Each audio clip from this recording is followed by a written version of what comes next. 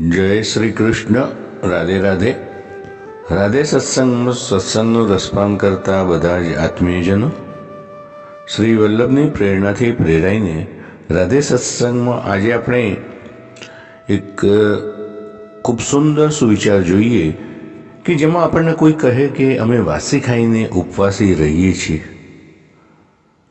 આશ્ચર્ય થાય ને, પણ વૈષ્ણવજનો તમે પણ ઊંડાણથી જોઈએ તો આપણે પણ એ જ કરી રહ્યા છીએ. કેમ તે વિશે જોઈએ, પરંતુ તે પહેલાં આપે જો રાધે સત્સંગ ચેનલને સબસ્ક્રાઈબ ન કરી હોય તો સબસ્ક્રાઈબ કરશો, જેથી નિત્ય સત્સંગની જાણ આપને થઈ શકે. પ્રિયજનો, એક બહેનના લગ્ન થયા, સાસરે ગયા. થોડા દિવસ પછી એક સંબંધી તેમના ગામમાં આવ્યા, તેમને મળ્યા. જતી વખતે પૂછે છે કે બેન, તારે પિયરમાં કંઈ કહેવું છે? તો બેન કે માત્ર એટલું જ કહેજો ઘરે જઈને કે દીકરી મજામાં છે, વાસી ખાય છે ને નિત્ય ઉપવાસી રહે છે.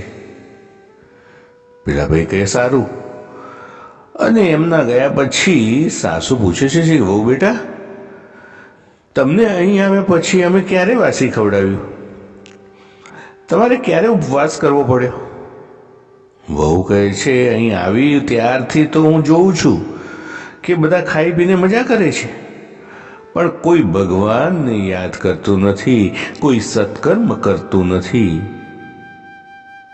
ગયા જન્મે કંઈ સારા કર્મો કર્યા હશે, તેથી આ જન્મમાં ભગવાને ઘણી સંપત્તિ આપી છે. તેથી મેં એવું કહ્યું.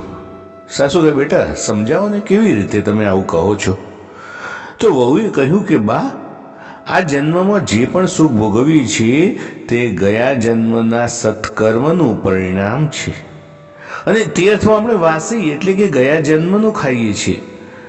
અને આવતા જન્મ માટે આ જન્મમાં કંઈ સત્કર્મ કરીને જમા તો કરાવતા નથી, અને તે અર્થમાં આપણે નિત્ય ઉપવાસી રહીએ છીએ.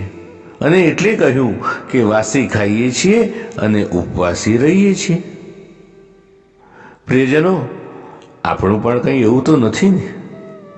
આપણે અંતર અવલોકન કરીએ અને પ્રભુની નજીક જવાય તેવા થોડા ઘણા પણ પ્રયત્ન તો કરીએ, અને એમ કરીશું તો આ માનવ જન્મ જરૂરથી સફળ બનશે.